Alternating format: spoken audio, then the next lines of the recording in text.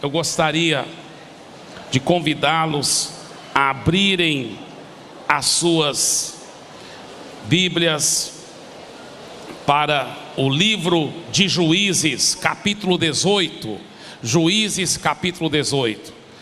Para os pastores e líderes que estão aqui de toda parte do Brasil e de outros países, deixa eu só explicar. Toda terça-feira à noite temos o TADEL, que chama-se Treinamento Avançado de Líderes. É uma sigla, né? TADEL. E hoje eu quero falar para os líderes de célula e para os futuros líderes de célula. Se você ainda não é líder de célula, eu creio que você vai se tornar um líder de célula. E eu gostaria, o tema da minha palavra hoje é o líder de célula do jeito que Deus gosta. Amém? Você sabe que infelizmente às vezes existem pastores e líderes de célula que num certo sentido eles são do jeito que o diabo gosta. Fala para o seu vizinho, fala assim: cruz credo, eu e você não, irmão, em nome de Jesus. Veja bem, escuta bem. Eu quero falar hoje sobre o líder de célula do jeito que Deus gosta, não do jeito que o diabo gosta. Mas eu vou mostrar aqui um exemplo de um povo que simbolizam o pastor ou líder de célula do jeito que o diabo gosta. Tá? Olha só, interessante, Juízes capítulo 18. Antes de falar por que era do jeito que o diabo gosta, vamos ver por que o diabo gosta tanto. Porque eles estavam realmente tendo certas qualidades que o levavam a poder o maligno se manifestar por completo. O que o diabo vem para fazer? Pois é, você já notou que não fala matar e roubar e destruir, não, é roubar primeiro. Primeiro ele te rouba do conhecimento da palavra, te rouba da sua identidade, te rouba de certos princípios profundos para depois te matar e destruir. Então, veja aqui em Juízes capítulo 18, o resultado desse povo que simboliza, nessa minha mensagem, esse povo simboliza o líder cristão, o líder de célula, o pastor, o cristão, que infelizmente, que é do jeito que o diabo gosta. Olha só, Juízes capítulo 18, versículo 27 a 28. Levaram eles o que Mica havia feito, e o sacerdote que tivera, e chegaram a Laís. Então, esse povo se chama Laís. A um povo em paz e confiado, e os feriram a fio de espada, e queimaram a cidade. Então essa cidade foi totalmente destruída no fogo, do jeito que o diabo gosta. Foram feridos na espada, foram mortos do jeito que o diabo gosta. Por quê? Porque essa cidade tinha certas qualidades que o fizeram totalmente vulnerável aos ataques do inimigo. Olha o que diz, versículo 28. Ninguém houve que os livrasse, porquanto estavam longe de Sidom e não tinham trato com ninguém. A cidade estava no vale junto a Bet-Reob. Reedificaram a cidade. Aí agora já está falando sobre a tribo de Dan, que havia conquistado e destruído essa cidade. Então a tribo de Dan reedificou a cidade e reedificaram a cidade e habitaram nela. Agora olha mais em frente, no mesmo capítulo, Juízes capítulo 18, versículo 7. E nós vamos ver aqui 4 coisas impressionantes que esse pessoal praticou, que simboliza um líder que o diabo gosta. Versículo 7. Partiram 5 homens e chegaram a Laís, e viram que o povo que havia nela estava seguro, segundo o costume dos sidônios. Diga, costume dos sidônios. Eles tinham costumes errados. Segunda coisa, em paz e confiado. Diga assim, confiado. Eles tinham um falso senso de segurança. Nenhuma autoridade havia. Diga, não se submetiam à autoridade. por qualquer coisa o oprimisse. Também estava longe dos sidônios e não tinha trato com nenhuma outra gente. Então a quarta coisa, que eles não tinham aliança com mais ninguém. Agora, vamos ver então o líder de célula do jeito que Deus gosta. Primeiro segredo: o líder de célula do jeito que Deus gosta é porque ele tem um compromisso com a santidade. Diga assim: um compromisso com a santidade. Meu querido, não tem jeito de você realmente agradar o Senhor e ser o tipo de líder que Deus gosta, se você não tiver um compromisso absoluto de viver uma vida em todas as áreas de completa santidade, Sabe, eu fico abismado como tantos líderes de célula, tantos pastores ao redor do Brasil e do mundo, às vezes são como Laís, essa cidade que tinha o costume dos sidônios. Agora, esse costume dos sidônios é interessante, porque apesar de ser uma civilização até avançada, ela seguia deuses horríveis como Baal, Asterote, enfim, deuses horríveis. Só para você ter uma ideia, a Jezabel, a rainha Jezabel, que foi talvez a pior mulher da história do mundo, ela veio desse povo sidônio. O pai dela era rei dos sidônios. E aqui fala que Laís estava andando segundo o costume dos sidônios. Então você vê que ela, aqui a Bíblia fala, e eu creio que é como se a Bíblia estivesse falando, inclusive os teólogos dizem que é como se fosse um ditado que tinha naquela época: é um país tranquilo, um país cheio de paz e seguro, entre aspas. Por quê? Porque era um país que uma cidade onde tudo indica havia muita imoralidade, muita coisa errada acontecendo, muita falta de santidade. E isso realmente abre a porta para o diabo, meus irmãos. Eu vou te falar o seguinte: a Bíblia fala, saiba que o seu pecado vai te achar. Deixa eu te falar uma coisa: tem pessoas que pensam que pode ficar brincando com o pecado, pedindo perdão a Deus, e que tudo vai continuar normal. Não vai, meu irmão. O preço, se você pudesse ver no mundo espiritual o que o seu pecado faz, não só ao coração de Deus, que é o mais sério, que machuca o coração de Deus, mas para a sua própria vida, para a sua família, para a sua esposa, para o seu marido, para os seus filhos, para os seus pais, como o pecado abre a porta para o diabo entrar ao fio da espada e destruir e queimar você, como essa cidade ficou toda queimada e destruída, porque era do jeito que o diabo gostava. Mas eu vou te falar uma coisa: eu creio que Deus está levantando uma nova raça de líderes, que é do jeito que Deus gosta, que tem um compromisso com a santidade para a glória de Jesus. Eu vou te falar, Deus está levantando uma raça de pessoas que têm compromisso com a santidade, que falam assim: venha o que vier, custa o que custar, eu vou pagar o preço necessário, mas eu vou andar em santidade. Sabe, a Bíblia fala vez após vez, o apóstolo Paulo, inspirado pelo Espírito Santo, quando ele fala aos líderes, ele fica falando: olha, mantenha a fé viva, mas mantenha uma consciência limpa. Sua consciência está sensível. Tem crente que está tão insensível que peca e nem pede perdão a Deus.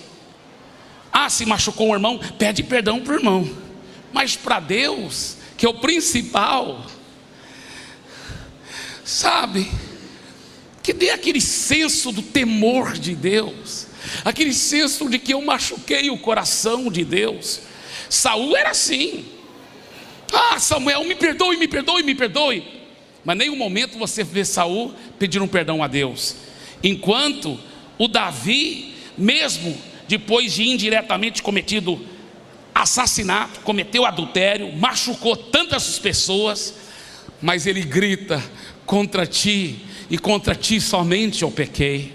Porque ele entendeu que o seu pecado, acima de tudo, machucava a Deus. Ele entendeu a seriedade de andar em santidade. Ele entendeu a seriedade das brechas que o pecado abre. A Bíblia fala: não vos enganeis, meus irmãos, de Deus ninguém se zomba. Aquilo que o homem semear, certamente ceifará. O que semeia para a carne vai colher corrupção, meu irmão, destruição. Eu vou te falar, nós não podemos brincar com o pecado. Você tem que tratar o pecado com uma santa indignação, com uma santa intolerância. Tolerância zero. Deixa eu te falar uma coisa: nós temos que ser apaixonados pelas pessoas, não podemos tratar as pessoas ruins, mas o pecado nós temos que tratar com muita seriedade. Eu nunca vou esquecer, um dia eu estava num ônibus urbano em Belém, e o ônibus ia demorar tanto para chegar onde eu estava indo, porque ficava parando. Sabe como é o ônibus da cidade? Mas finalmente eu pude achar um lugar para sentar, porque alguém levantou para sair num ponto e ainda estava bem longe. Eu falei: vou aproveitar, tirar tempo com Deus, meditar na palavra. E eu cheguei naqueles versículos que falam assim: se o teu olho te pecar, arranca fora teu olho, que é melhor você ir para o céu com um olho só do que você ser jogado no inferno, lago de fogo, com 2 olhos. Se teu braço te faz pecar, corta fora logo o seu braço, porque é melhor você ir para o céu só de um braço do que você ser jogado no inferno, no lago de fogo, para toda a eternidade com 2 braços. Eu falei: Deus, o que o Senhor está querendo dizer?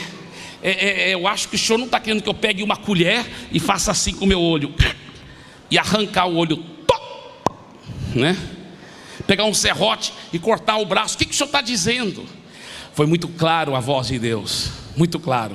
Ele falou: o que eu estou dizendo é que para você odiar o pecado com tal veemência, que você vai fazer qualquer ação drástica que necessário for, para nunca mais pecar.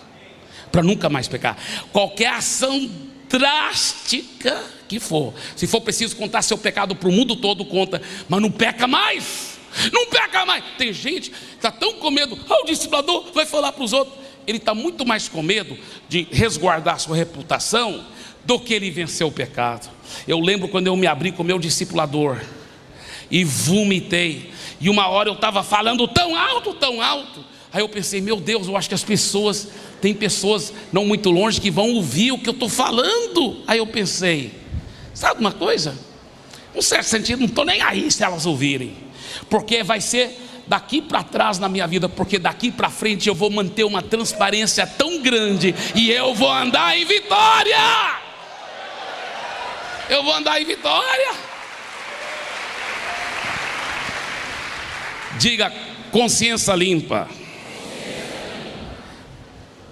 coração puro. Diga: coração puro.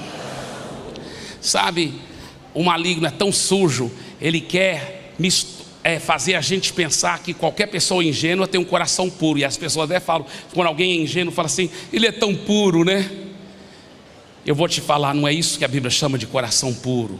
E às vezes os que têm coração puro mesmo são tidos como ingênuos, quando não são ingênuos. Eles só têm um coração puro. Qual a diferença entre um coração limpo e um coração puro? Eu gostei muito da ilustração que eu vi uma vez o pastor Marcelo dar. Gostei demais. Ele falou assim: olha, se eu pegar um copo com água cheio de lama, aquilo está sujo, não está limpo nem puro. Agora, se eu pegar um copo com limonada bem feita, ele está limpo, mas não está puro, porque é mistura de água, limão, suco de limão e açúcar. Então não tá puro, mas está limpo. Tem gente que tem até uma consciência limpa, mas não tem um coração 100% puro. Um coração 100% puro é quando não tem misturas. Quando não tem misturas, quando o seu foco só é Jesus, o seu foco só é Ele, e é só as vidas, o seu coração está nele. Tem gente que está muito mais com o coração no seu ministério, de ter um nome, de ir longe no sentido de ficar famoso. essas pessoas não vão chegar lugar nenhum. Talvez até diante dos homens podem receber alguns aplausos, mas mais cedo ou mais tarde vão quebrar a cara. Por quê? Porque o coração não está puro. Talvez até esteja limpo, talvez nem tenha pecados horríveis, mas não está com o coração puro. Não é um coração que quer a vontade de Deus acima de tudo. O que é a vontade de Deus? Tem muita gente muito mais interessada em edificar o seu ministério do que realmente ver pessoas resgatadas do inferno e transformadas. Que Deus nos dê um coração puro. Sabe, eu aprendi uma coisa muitos anos atrás que me abençoou tanto. Você pode escolher a induzir o seu coração para ser só totalmente de Deus. Você pode escolher falar assim: Deus, eu quero só viver só para o Senhor, eu quero estar focado no Senhor. E você não tem que estar nem na obra tempo integral para ter um coração puro. O que você tem que estar é 100% dele, é totalmente jogado aos pés dele. Uma pessoa que respira a presença manifesta de Jesus e cultiva a intimidade com Deus. Diga: coração puro. Outro segredo para poder colocar em prática esse compromisso com a santidade é tendo um discipulador aonde realmente você põe em prática. Sabe, gente, não basta ter um discipulador. Tem pessoas que agora tem um discipulador, está resolvido. Não está não. Se você não praticar o discipulado de verdade, se você não viver verdadeiramente transparente, não está resolvido não. No certo sentido, você está pior do que antes, porque agora você não tem desculpa. Você não tem desculpa nenhuma. Você tinha que estar sendo transparente constantemente com o seu discipulador. E eu vou te falar, o diabo é muito sujo. Ele até às vezes permite que você tenha um poderoso discipulador ou uma poderosa discipuladora, só para te convencer depois que não é necessário você viver constantemente sendo transparente com seu discipulador. Eu vou te falar, uma das maiores delícias da minha vida tem sido viver uma vida de transparência com meu discipulador. É muito gostoso, é muito gostoso. E eu vou te falar, vale a pena, vale a pena. Diga: um compromisso com a santidade. Mas olha que mais aqui fala: eles viviam, segundo o costume dos sidônios, em paz e confiado. Diga: confiado. Isso fala de uma falsa segurança. Aquela pessoa que está muito certa que ela está tudo bem. Meu irmão, eu vejo aí a falta de duas coisas: do temor do Senhor e a falta de quebrantamento. Então, o segundo segredo para ser um líder de célula do jeito que Deus gosta é você ter um compromisso com o temor do Senhor e o quebrantamento. Diga: um compromisso com o temor do Senhor e o quebrantamento.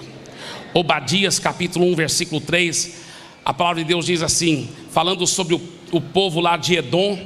Ele diz o seguinte: a soberba do teu coração te enganou, ó tu que habitas nas fendas das rochas, na tua alta morada, e dizes no teu coração: quem me deitará por terra? Olha aqui para mim, queridos, tem muita gente, tem muitos pastores e líderes que eles acharam que nunca ia acontecer com eles, deles caírem em adultério, deles serem envergonhados publicamente, deles serem desmoralizados e terem que sair do ministério. Não, comigo não acontece isso nunca, comigo isso nunca vai acontecer. Sabe o problema? Falta de temor do Senhor, falta de quebrantamento. A soberba de teu coração te enganou. A soberba é uma coisa tão infernal, tão diabólica, porque a pessoa começa a pensar que ela não é capaz de cair.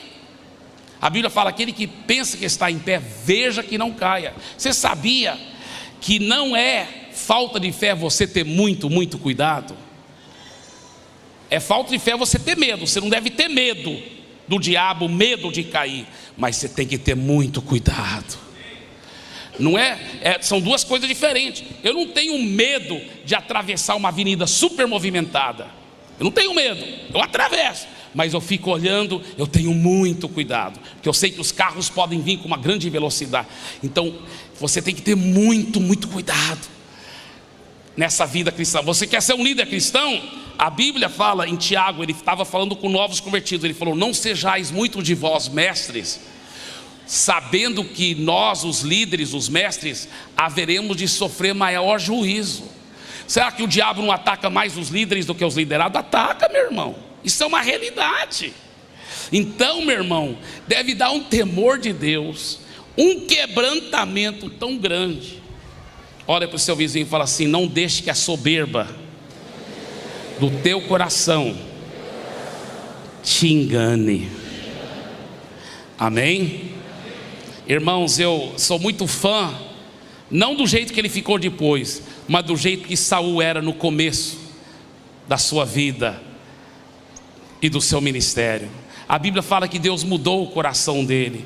Ele se tornou um outro homem, um profeta de Deus, um homem tão quebrantado. Apesar de ser alto, bonito, cheio de qualidades, ele era muito humilde, se escondeu, não queria ser aplaudido. Quando ele finalmente foi coroado rei, a Bíblia diz que ele fez festa junto com todos os homens, e que ele foi para sua casa normalmente, em vez de querer construir um grande palácio. No começo ele era tão quebrantado, tão cheio do temor do Senhor. Ele mesmo falava: Deus que nos deu a vitória, não foi eu não. Você lê a vida de Saul no começo, era uma coisa linda. Mas uma coisa que me chamou a atenção lá, sobre a vida de Saul lá no começo, que fala que ele era tão humilde, tão quebrantado, mas que alguns homens de Belial o desprezaram. Todo líder que é verdadeiramente quebrantado, ele é desprezado pelos homens de Belial, porque os homens de Belial gostam de alguém que é um líder forte, que vai impor as coisas sobre eles. Os homens de Belial gostam desse tipo de líder. Por quê? Porque eles um dia sonham em ser esse tipo de líder, um líder que impõe as coisas, um líder que o mundo chama de um líder forte, um líder que o mundo fala que esse é bom. Mas quando se encontra um homem quebrantado, os nobres são atraídos, mas os homens de Belial quer dizer pessoas que não prestam para nada, ou do diabo, eles são atraídos. Aliás, eles são atraídos para os arrogantes, mas para os líderes nobres, eles desprezam. E a Bíblia fala que homens de Belial desprezaram Saul no seu coração. Desprezaram Saul no seu coração. Outra coisa interessante, que a gente vê o exemplo de Jacó. Eu nunca deixo de ficar muito impactado pelo exemplo de Jacó. Jacó foi um mimadão da mamãe. Mimadão. A mãe sempre projetando ele, sempre ajudando ele a ter tudo o que ele queria. Ele já era um de 2 filhos só, de um homem riquíssimo, já estava destinado a ser um multimilionário daquela época. Mas não, ele queria mais, ele queria o direito de primogenitura, e por causa da mimação dele, ele foi, enganou, e aproveitou de Esaú na hora que Esaú estava com muita fome, e comprou o direito de primogenitura, trocando por um prato de lentilhas. Aí depois a mãe dele conspira com ele para enganar o pai, que já estava cego, dizendo que era ele, para ele poder receber a bênção do primogênito também. Agora escuta bem, veja bem, mimadão da Silva, ele sai de lá, olha só, ele sai de lá, porque o irmão quer matá-lo, então ele tem que fugir. Começa um período de quebrantamento, mas ele ainda está durão. Vai lá, aí ele já era um enganador, ele encontra com um pior enganador do que ele. Interessante, todo enganador vai sofrer com pessoas piores do que você. Fala assim,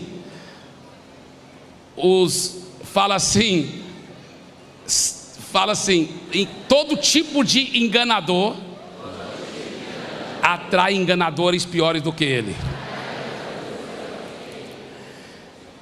Meu irmão, às vezes eu vejo pastor que reclama do seu rebanho, ao líder de célula que reclama dos membros da sua célula, com todo o carinho que eu digo, as suas ovelhas são reflexo de quem você é.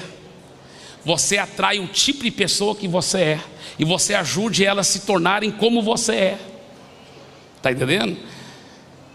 Então, quando eu ouço um pastor elogiando demais as ovelhas dele, eu falo: poxa, esse pastor deve ser muito bom, porque se as ovelhas são tão boas, é um reflexo do pastor, né? Agora escuta bem, o Jacó atrai um enganador pior.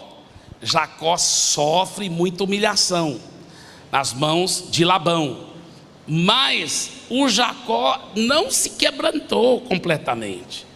Ele foge, e ainda falando para Labão, depois que o Labão foge atrás dele: olha, Deus me abençoou e eu estou assim e tal. E ele realmente sabia que ele estava em cima da carne seca e o Labão lá embaixo.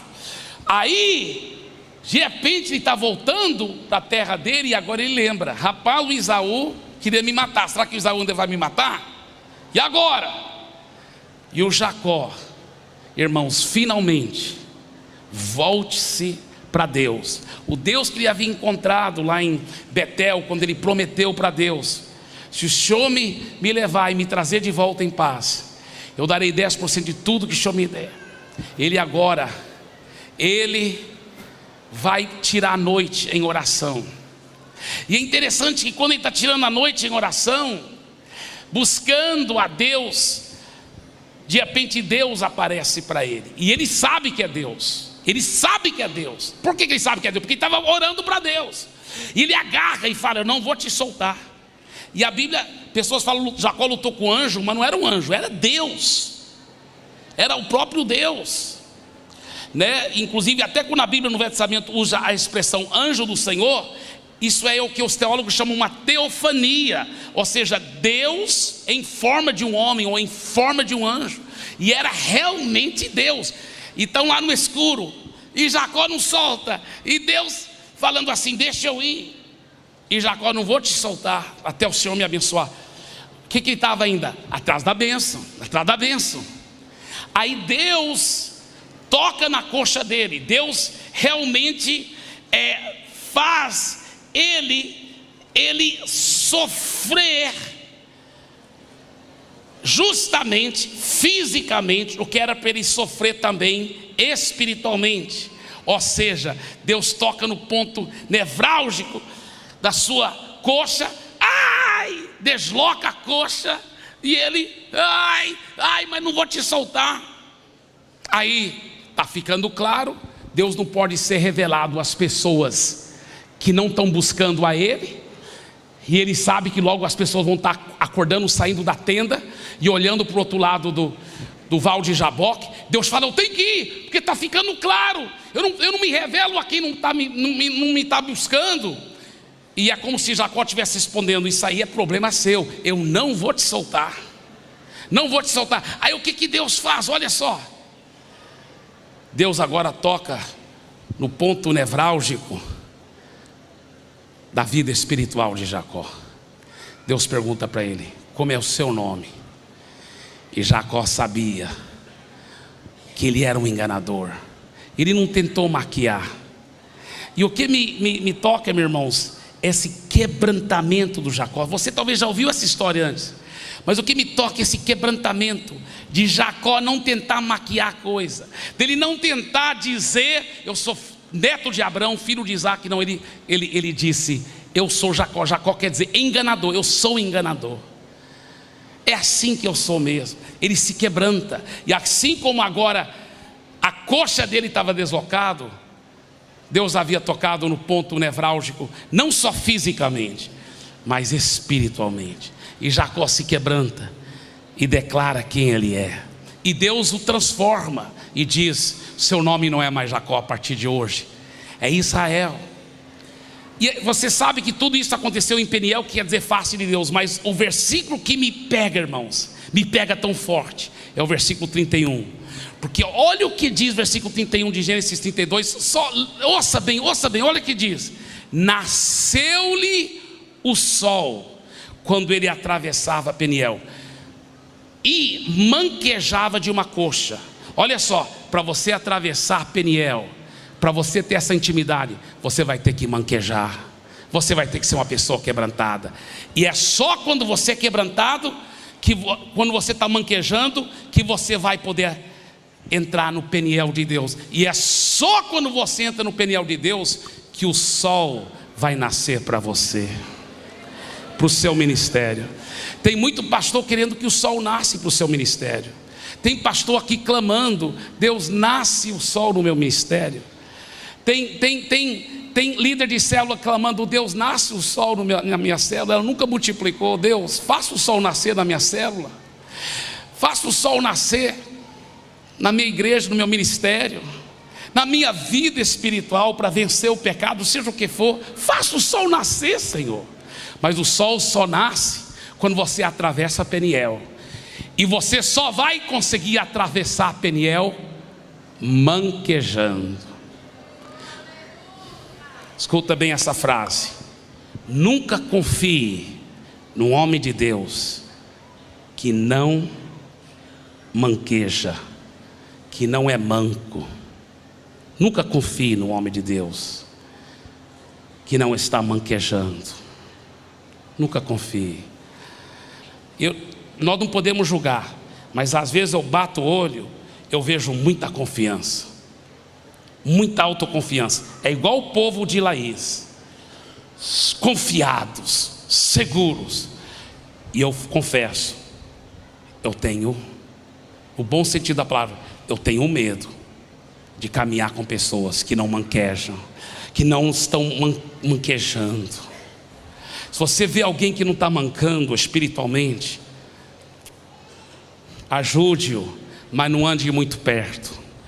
Não ande muito, porque ele está caindo no mesmo erro de Laís. O que diz a Bíblia?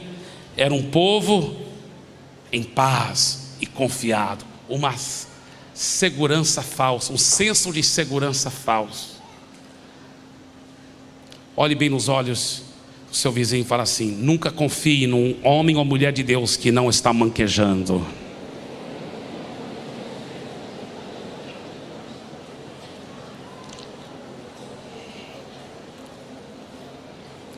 Terceiro lugar, um compromisso com a submissão.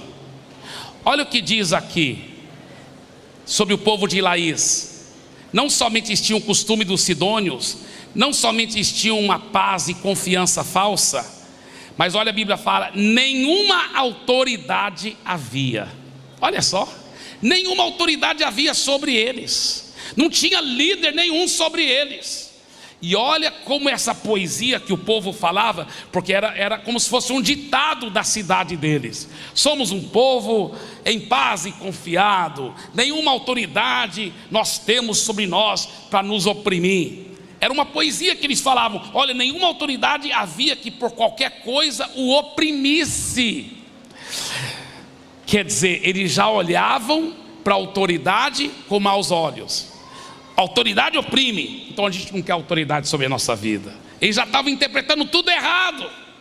Essa palavra que está traduzida aqui, oprimisse, no hebraico é a palavra kalam, que quer dizer ser reprovado, ser humilhado ou ser envergonhado. Em outras palavras, eu não quero líder nenhum sobre a minha vida para ficar me corrigindo, me envergonhando, me reprovando. Eu ficar me abrindo com as outras pessoas.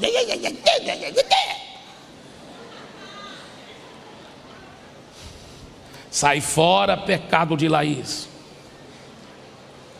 Isso aí, meu irmão, quando a pessoa tem as atitudes de não ser uma pessoa submissa, de não querer nenhuma autoridade sobre a vida dela, é do jeito que o diabo gosta.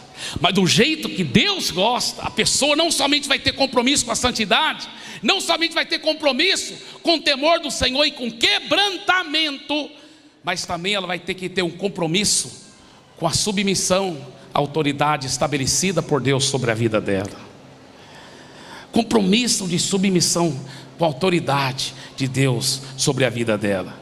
Provérbios capítulo 12, primeiro versículo fala assim: quem ama a disciplina ama o conhecimento. Em outras palavras, quem ama a correção ama o conhecimento, mas o que aborrece a repreensão é estúpido.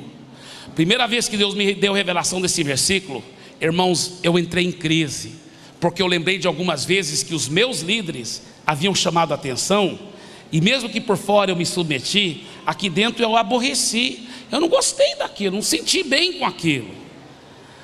Aí Deus falou para mim: você tem sido um estúpido, porque quem aborrece a repreensão é estúpido. Eu falei: Deus, me perdoe, de hoje em diante eu vou escolher a ser apaixonado por correção. Eu e a minha esposa, nós procuramos levar muito a sério qualquer coisinha que o pastor Paulo, o Jeff e a pastora Rebeca falam, a gente leva muito a sério. Nós entesouramos as repreensões, seriamente, nós entesouramos. Quem ama a repreensão, diz a Bíblia, é sábio. Eu quero ser um sábio, eu quero ser um sábio. Você já conhece em Hebreus 13:17, obedecer aos vossos guias e serem submissos para com eles, pois velam por vossa alma como quem deve prestar contas, para que façam isso com alegria e não gemendo, porque isto não aproveita a vós outros. Em outras palavras, quando você não obedece seu líder, ou quando você mesmo obedecendo a ele, mas ele fica triste com você, quando ele vai orar para prestar conta sobre a sua vida, ele vai orar no tempo sozinho com Deus, ele está triste, o coração dele está sangrando por causa das suas atitudes. A Bíblia fala: isso não aproveita a vós outros. Em outras palavras, isso não pega bem diante de Deus. Isso não pega bem diante de Deus. Eu vou falar uma coisa para vocês, meus irmãos. Raramente, talvez, você vai conhecer um pastor que já pisou na bola mais do que eu, que já falhou, que precisa tanto de continuar sendo discipulado toda hora eu sou transparente, confesso, eu preciso de ajuda, tantas pisadas na bola. Mas se tem uma coisa uma razão que eu sei que Deus tem tido muita misericórdia sobre mim, é porque eu tenho levado esse versículo aqui muito a sério. Eu desafio qualquer um aqui da minha igreja, ou qualquer pessoa do planeta Terra, eu desafio minha própria esposa e meus filhos, para mostrar um momento em que eu até dei de entender qualquer coisa negativa sobre meus líderes. Muito pelo contrário, o temor do Senhor me leva não só a não cortar a orla deles, mas muito pelo contrário, a amá-los, admirá-los, querer ser igual a eles e querer pensar igual a eles. Isso tem sido um dos maiores segredos da minha vida em ministério. Eu vou lhe dizer, se você quer ser um líder do jeito que Deus gosta, imagina eu. Não tem ninguém aqui mais fraco do que eu, se não fosse por Jesus. Se eu pude ser usado na misericórdia de Deus, não é por causa de mim, eu lhe garanto, é apesar de mim. Mas por quê? Porque Deus tem sido misericordioso. Mas eu aprendi esse segredo: se eu ficar na sombra da minha liderança, eu vou ficar na sombra também do Altíssimo.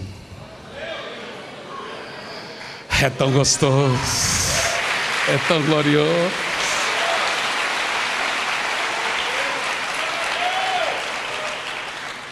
Eu não tenho sonho e desejo, e nunca desejo, não quero nunca ser o líder principal, não, de organização nenhuma, nem de igreja, nem da igreja da Paz de Fortaleza. Eu não sou o líder principal. O líder principal é o Espírito Santo. Debaixo do Espírito Santo tem o pastor Paulo Jeff, a pastora Rebeca, meus líderes, que eu sinto tão honrado. Quarto e último lugar, um líder de célula segundo o coração de Deus, ele tem um compromisso com o corpo de Cristo.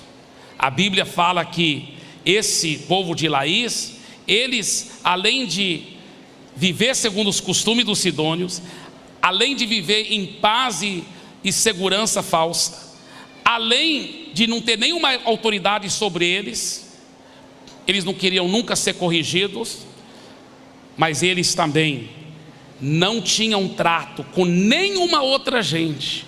Eles simplesmente viviam isolados. Quem anda sozinho vai cair, ou já caiu. Quem anda sozinho vai cair. Isso é um fato. Isso é um fato. Se eu pegar o meu braço, pegar um serrote, cortar fora o meu braço e jogar aqui na plataforma, o meu braço, esse braço vai apodrecer. Não tem jeito dele sobreviver isoladamente. E sabe, queridos, você deve aproveitar agora essa conferência. E até vocês, líderes de célula aqui de Fortaleza, aproveitem essa conferência também, para aprender com os pastores de fora. Nossa igreja tem tanto para aprender com as outras igrejas. E você, pastor e líder de outras igrejas, aproveita para sugar não só os irmãos aqui de Fortaleza, mas os outros pastores de fora, para aprender um com o outro. Vê um pastor que está rompendo, e aprenda com ele. Seja quebrantado, seja humilde para aprender um com o outro.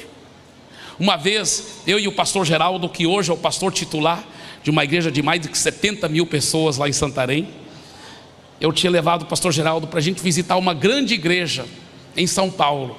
E nós ficamos no hotel não muito longe, e ficamos lá de manhã, tarde e noite naquela igreja, por uma semana, indo para todos os cultos e todas as reuniões, dia e noite, dia e noite, dia e noite. Aí eu estava usando o banheiro, quando eu voltei, o pastor Geraldo falou: a paz, um dos obreiros aí, ó, pastores, chegou para mim, chegou para o pastor Geraldo e perguntou: quem que vocês são? Eu acho que estava com medo, que talvez a gente era repórter, né, fazendo investigação na igreja, que ele está lá de manhã, tarde à noite, por uma semana. Quem que vocês são? Não, nós somos pastores lá do Pará. Mas vocês estão fazendo o que aqui? Não, a gente veio aqui para São Paulo com uma razão só: para aprender com vocês. Para aprender com vocês. Aí aquele obreiro falou assim, aquele pastor falou para o pastor Geraldo: ah, que Deus me dê e nos dê essa humildade que a gente vê em vocês. Aí o pastor Geraldo me contou, né? Depois que eu saí do banheiro, o pastor Geraldo me contou a conversa. E eu falei para o pastor Geraldo: não é humildade não, ele está enganado. Ele não está vendo humildade em nós, ele está vendo honestidade. Poxa, os caras tão grandes, estão crescendo, estão ganhando alma. Nós estamos aqui só sendo honestos. Não leva humildade nenhuma, só leva honestidade de ficar aprendendo com os outros, fazer aliança com quem sabe mais. Me diga com quem tu andas, e eu lhe direi quem tu é. Se você ficar andando com um pastor de igreja pequena que só fica falando mal dos outros, fica falando mal de toda igreja grande, e fala que e as coisas estão piorando, e o anticristo está para tomar conta, e qualquer igreja grande, ela não é de verdade, ela é tudo falsa, é tudo marketing.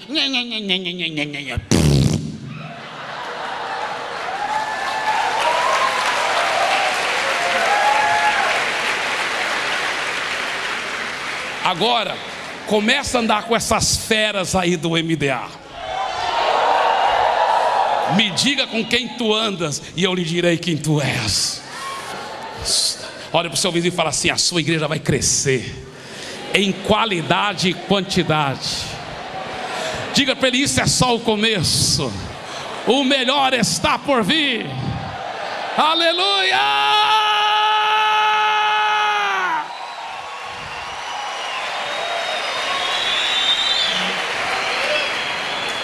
Glória a Deus. Eu vou te falar, eu sou apaixonado por Jesus. Eu apaixonado por esses irmãos queridos. Irmãos, vez após vez, isso já tem acontecido tantas igrejas que não são igrejas da paz, que aprenderam princípios que pela misericórdia de Deus, Deus nos ensinou princípios da palavra, e colocaram em prática muito melhor do que nós da igreja da paz. Aí nós da igreja da paz vamos correr atrás do prejuízo, vamos aprender com eles. E a gente fica aprendendo um com o outro. Olha para o seu vizinho e fala assim: eu tenho tanto para aprender com você.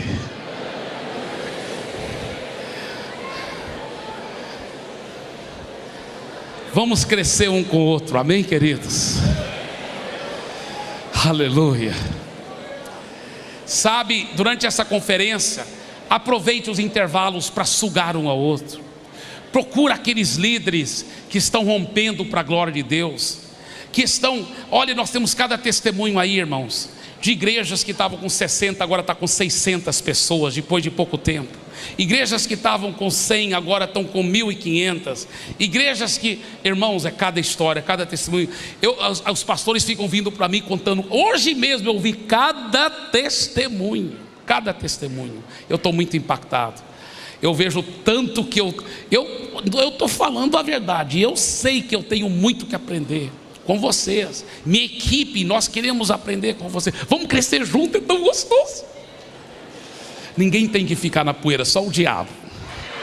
Amém? Vamos crescer um com o outro, vamos aprender um com o outro.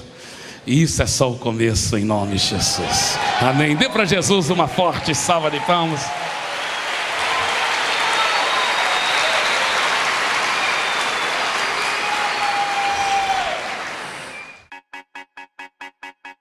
Está no ar, Portal MDA. Aqui você encontra notícias, artigos, ministrações, dicas e interatividade. Sempre com atualizações que enriquecerão sua vida e ministério. Olá, queridos e amados irmãos e irmãs de todo o Brasil e do mundo. Acompanhando a era tecnológica, lançamos o portal MDA, onde as informações chegarão a você com excelência e rapidez. Quero convidar você para fazer parte da mais nova evolução da visão do MDA. Você vai descobrir muitas informações, muitas coisas maravilhosas e com certeza isto é só o começo. Portal MDA. Vamos juntos ganhar muitas vidas e cuidar bem delas. Acesse e compartilhe www.portalmda.com.